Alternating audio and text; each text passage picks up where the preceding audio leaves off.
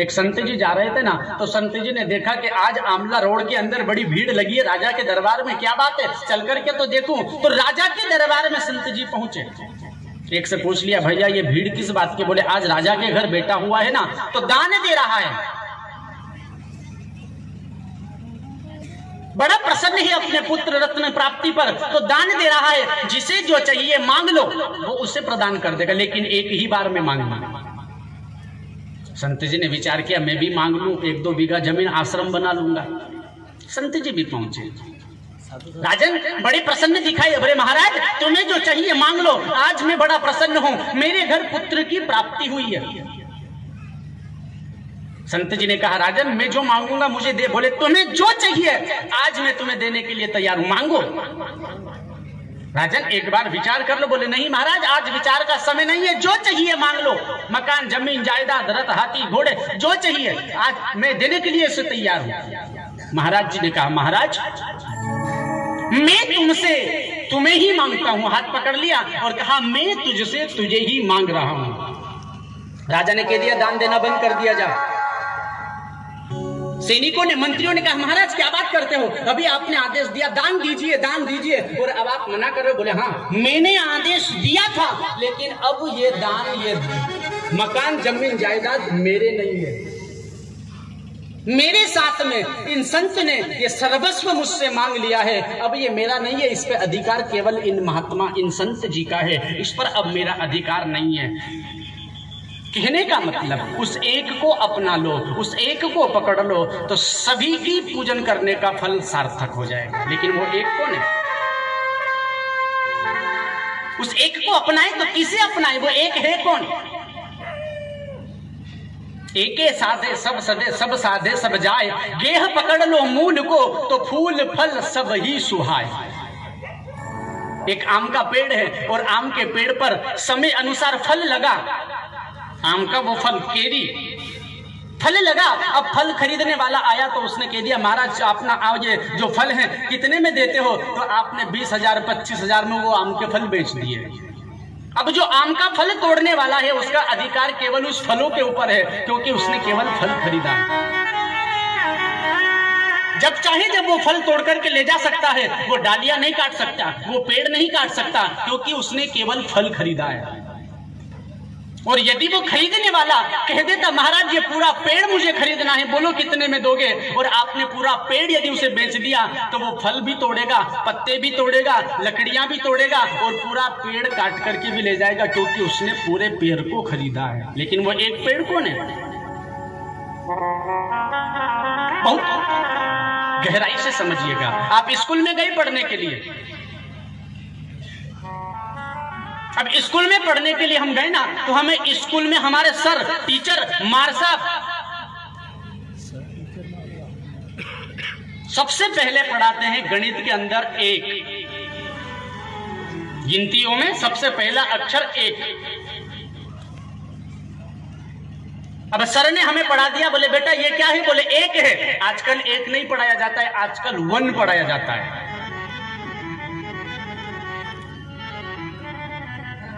आजकल 1 पढ़ाया जाता है, 1 2 3 4 10, 1 2 3 4 10 नहीं पढ़ाया जाता है। आजकल के ये जो नए नए है ना साहब, इनसे यदि कह दो कि भैया 75 लिख करके बता, तो वो 75 लिखेगा तो क्या लिखेगा? 7 और 5। वो आटा बेड़ी वाला 7 और 5 लिखना नहीं आता है, क्योंकि हिंदी पढ़ी नहीं है, अंग्रेजी ही अंग्रेजी में पढ़ा है। मेरे बहन भाइयों में निवेदन करना चाहता हूं, आप अपने बेटा बेटियों को इंग्लिश मीडियम में डालिए, आप अपने बेटा बेटियों को अंग्रेजी पढ़ाइए, लेकिन उन मार साहब से साथ में कहिए मेरे बेटे को अंग्रेजी के साथ में हिंदी भी पढ़ाना, क्योंकि ये हमारा देश हिंदुस्तान है, हिंदुओं का देश है, ना कि अंग्रेजों का देश जो पूरा अंग्रेज बना करके छोड़ेंगे। हिंदी पढ़ाइए। मैं ये नहीं कहता अंग्रेजी के खिलाफ, मुझे अंग्रेजी नहीं आती है तो मैं इसका खिलाफ नहीं करता, कोई बात नहीं, लेकिन अपने बेटा बेटियों को अपने हिंदुस्तान में रह करके हिंदू संस्कृति को लेकर के हिंदी पढ़ाइए। अपने हिंदुस्तान की जो भाषा है उसे अपनाने के लिए कहिए। अंग्रेजी भी पढ़ाओ, लेकिन हिंदी सर्वप्रथम होना चाहिए। अन्यथा धीरे धीरे हमारे देश से, ये हिंदुस्तान से हिंदी चली जाएगी और हम सभी गुड मॉर्निंग, क्या शब्द है,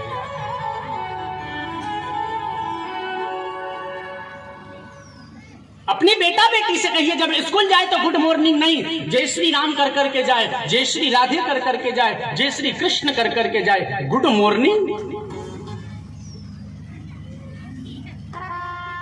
अरे अच्छी सुबह तेरी गुड मॉर्निंग बोलने से नहीं होगी, अच्छी सुबह तेरी जय श्री राम बोलने से होगी, जय श्री राधे बोलने से होगी, जय गुरुदेव बोलने से होगी, ना कि गुड मॉर्निंग बोलने से होगी। मेरे बहन भाइयों, अपने इस देश से अपनी हिंदू संस्कृति को लुप्त मत होने दीजिए। ध्यान दीजिए, सबसे पहला अंक पढ़ाया जाता है एक।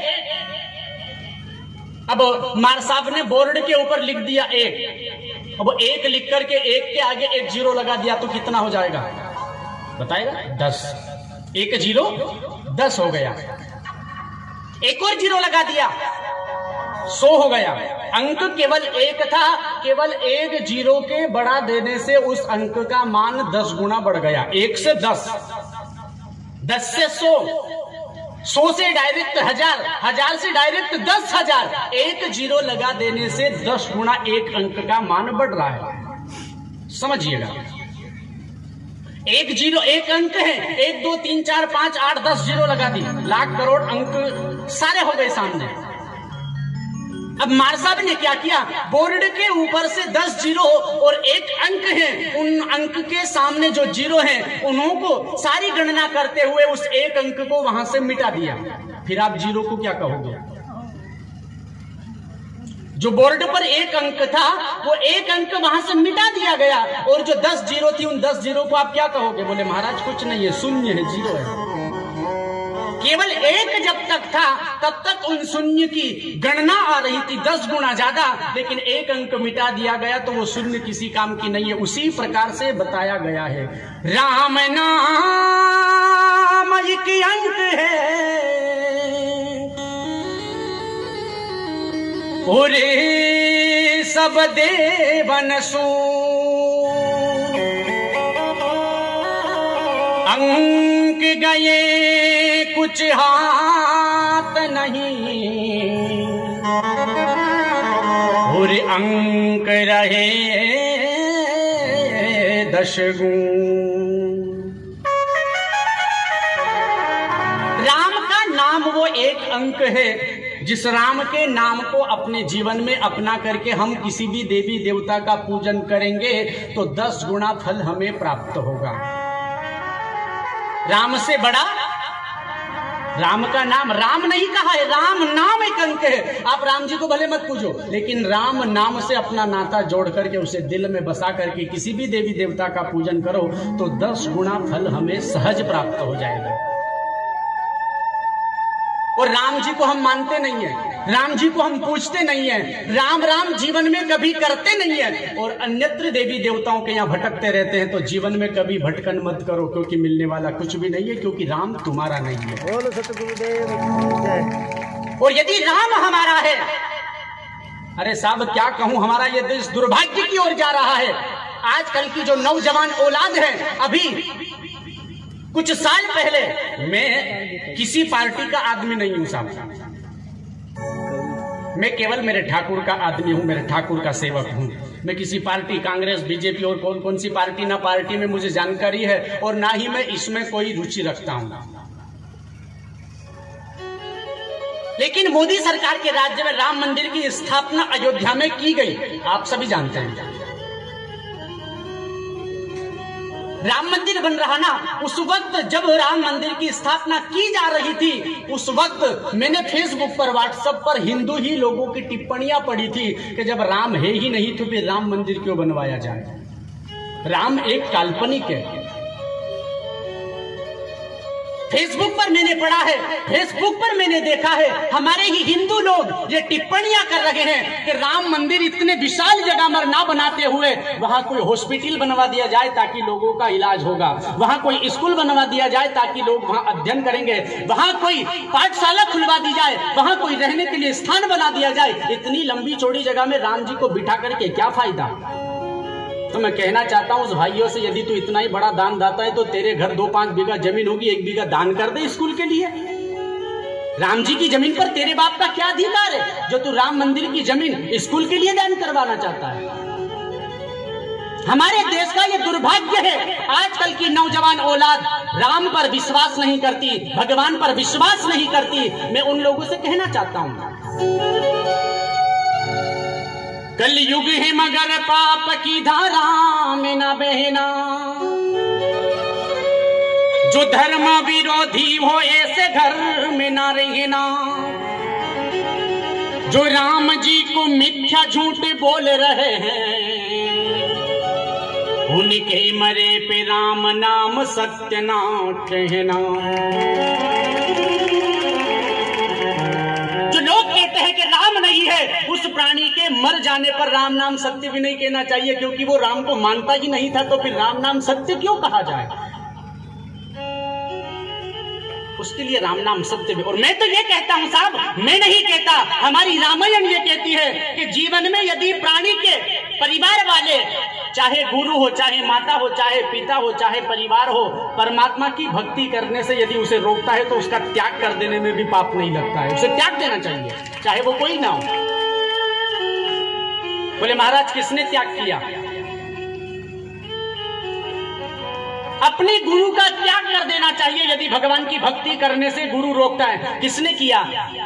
राजा बलि। आप चतुर्थ दिवस कथा में सुनेंगे, अपने गुरु शुक्राचार्य जी का त्याग कर दिया, भगवान से मिलने से उसने रोका तो त्याग दिया। अपनी मां का त्याग कर दिया। किसने किया?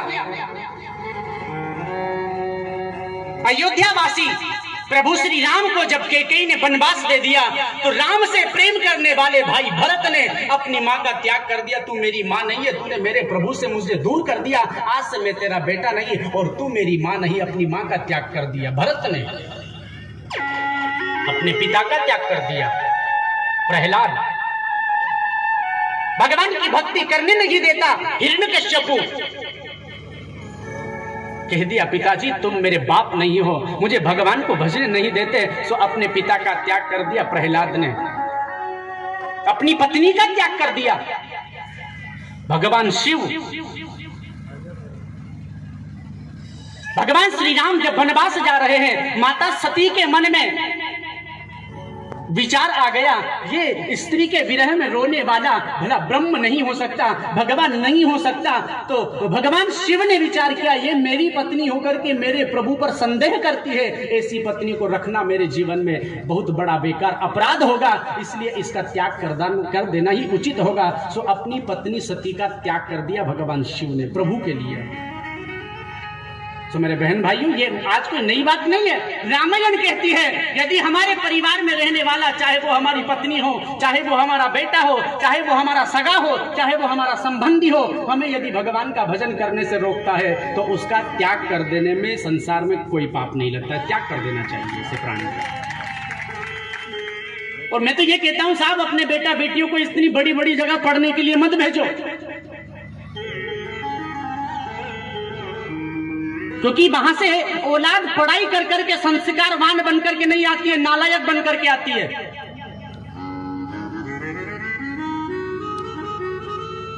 कहना नहीं चाहिए मेरे बहन भाइयों, लेकिन मैंने देखा है 100% में से 20% बेटा बेटी ऐसे होंगे जो बाहर पढ़ाई कर करके केवल संस्कारवान बन करके सुधर करके आते हैं, बाकी 80% बेटा बेटी बाहर पढ़ाई कर करके केवल बिगड़ करके ही आते हैं, सुधर कर नहीं। मैंने देखा है साहब, दर्द होता है। मैं देखता हूँ कई लोग मेरे पास में आते हैं, पीड़ा होती है, कई कहते बोले गुरुजी मेरा बेटा इतना पढ़ा लिखा है, मेरा बेटा ऐसा है, लेकिन वो हमें रोटी नहीं देता है। अरे निर्लज्ज।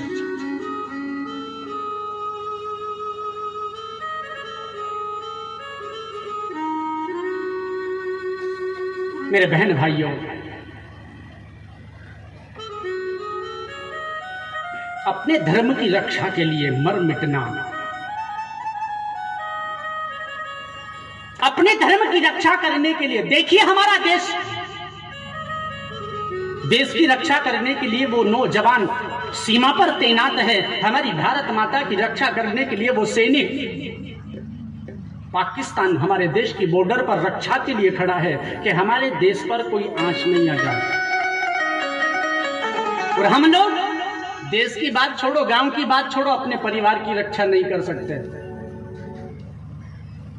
हमारे धर्म की रक्षा नहीं कर सकते। और सेना में भर्ती सैनिक लोग हमारे देश की, आपकी और हमारी रक्षा करने के लिए अपने प्राणों को त्याग कर देते हैं, अपने प्राणों का बलिदान कर देते हैं। ज्यादा वक्त नहीं हुआ, हमारे ही नगर के खुजनेर के, क्या नाम था उनका, मनीष विश्वकर्मा, कोई ज्यादा समय नहीं हुआ है,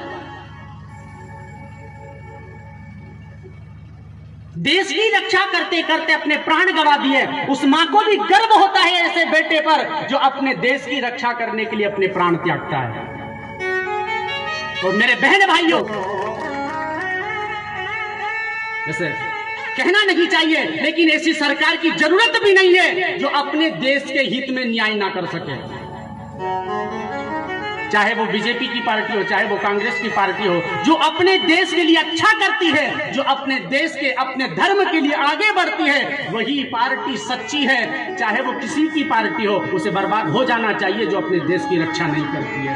आपस में मिलकर के अपने देश के विषय में विचार करो, अन्यथा वो दिन दूर नहीं है कि आप और हम लोगों को किसी अन्यत्र लोगों के जूते चप्पल उठाने पड़ेंगे। वो दिन ज्यादा दूर नहीं है।